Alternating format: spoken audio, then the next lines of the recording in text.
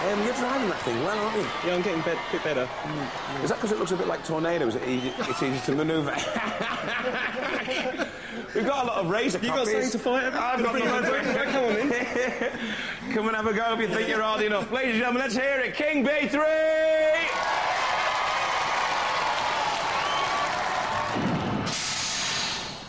OK, chaps, at ease. Stand by your beds. Stand by your beds. It's our armed forces face-off.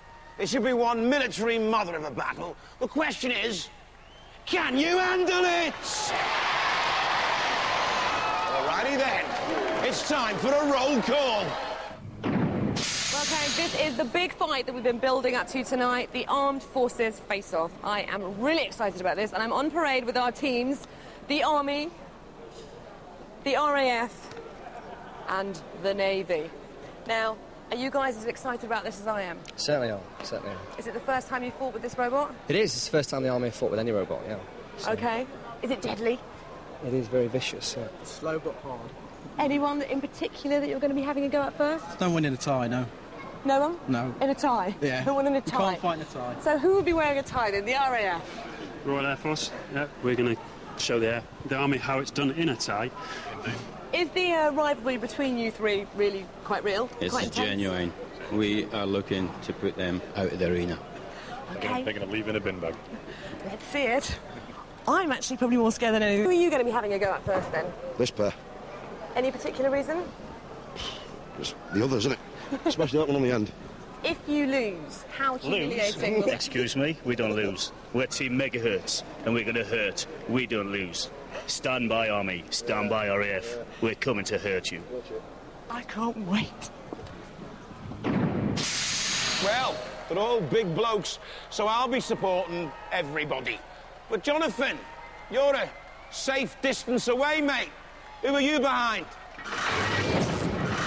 Well, my old dad was in the RAF, so I'm going to have to stick with Anvil's weaponry. The Navy and Megahertz, I think, will spin their way into Davy Jones' locker. And as for the Army with Rhino, too sluggish.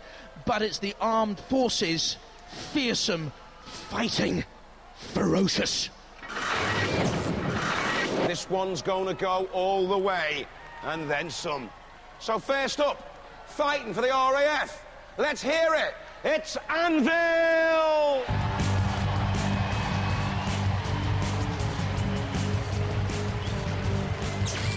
This robot pushed a 15-stone man standing on top of an anvil, hence the name. It has an enhanced drivetrain, is shock resistant, and the ramming spikes will spark like an anvil. And it's the pride of the Navy, or at least they hope. Let's hear it for Megahertz!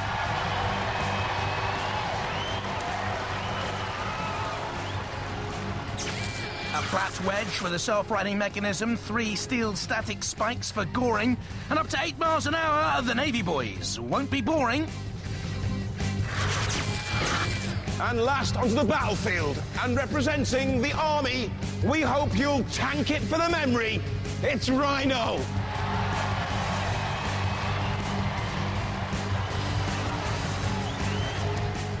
This is based on a bomb disposal robot used by the Ministry of Defence. It's slow, but deliberate, and will attempt to shovel the others over. Roboteers, stand by. First time we've had the Armed Forces on the show, Army and RAF and Royal Navy. And the house robots, Shunt with the pushing power and the diamond-edged axe, and Dead Metal with the claws, the pincers, Scorpion Venom. 3, 2,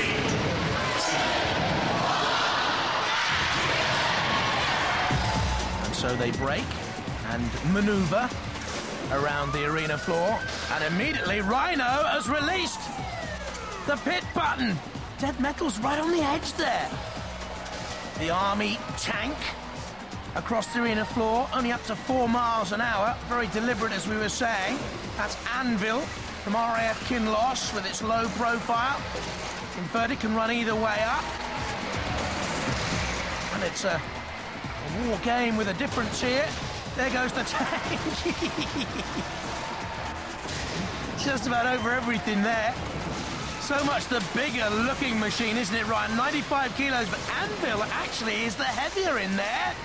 There's Dead Metal coming down on Mega Hurt, the Royal Navy machine. And certainly banged and bashed by the house robots for getting away. Anvil, the shape of a stealth bomber, very flat and low. There you can see the three spikes, the static spikes, and the Rhino machine pushing Anvil and Megahertz on there to the angle grinder on the side of the arena wall. So it is brute power at the moment from the Army foot sloggers against the Navy boys and the Flyers. Anvil there, and the tank. Shredder's come off there, you can see. It's come away. And now they're in problems. They have problems. Rhino. Can they run on those two wheels now? I think they can. Anvil very, very low. Only 14 centimetres off the arena floor. Rhino failing to track properly. In trouble, that's for sure. Oh! Look at Mega! Somebody picked him and he backed into the pit. The Royal Navy boys. Well, do boats go in reverse? I don't think they do. That's probably why they weren't used to it. They're in real problems now. They've gone. Army 1, Navy 0. They've been sunk. They are in Davy Jones' locker. And the Army boys will be in the trench as well. I think. Here they go. Anvil with a push. Here comes Dead Metal. Anvil have gone in as well. They're all in there. Oh, Forces boys, that was the pit.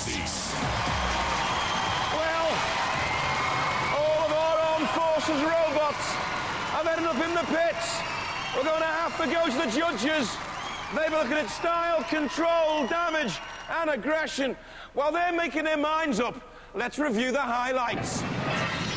We're going to need a field marshal or two to work this one out. So, Rhino on top, quite literally. Megahertz taking damage from Dead Metal. Then off came the tank tread. In went Megahertz. They've gone, they're out of it. But what happened here at the end? Both of them went in together. And they've gone for the RAF and Anvil! Well, guys,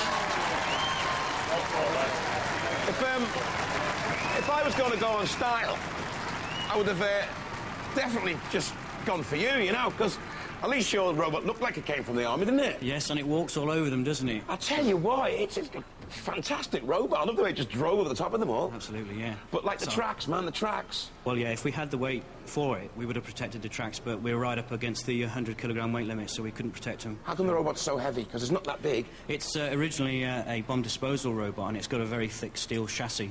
Wow. It's a bomb disposal robot. Yeah, designed to be blown up. And it was, unfortunately, by the RAF. Absolutely. Really good. Really well done. Did you enjoy that? Yeah, that was immense. Are they big Robot Wars fans of the Army then, or what? Yeah. Yeah? Yeah, bigger than you think. So when you get back, you're going to get loads of stick off your mates for losing to the RAF, aren't you? At least we didn't lose to the Navy, though. Thank God for that. Ladies and gentlemen, let's hear it for Rhino! Tell me about the Zanio robot, because it looks like it's got nothing to do with the RAF. I mean, It just evolved from what we had available in the workshop. Yeah. The steel shape came out the way it did. Many midnight hours burnt, and that's the way it turns out. And 2 o'clock in the morning. Many midnight hours. How many hours did it take to build? How many months? How many years? 18 months all in, really. 18 months. There's a lot of technical pods in the RAF, aren't there? I mean, so I can imagine, do you have a lot of help building this, or was it just you three? Well, it's us three, and we've got a technical expert, Corporal Tim Woodburn, who unfortunately can't make it. He's on a course at the moment, but he's Robot 1. He did all the electrics. Well done, Tim. All right. Well done, Corporal Woodburn, was it? Yeah. Well done, Corporal Woodburn, and well done to Anvil! Of all of our armed forces, one must reign supreme, and we found out that it's the RAF on Robot Wars Extreme. Bye-bye. Well done, guys.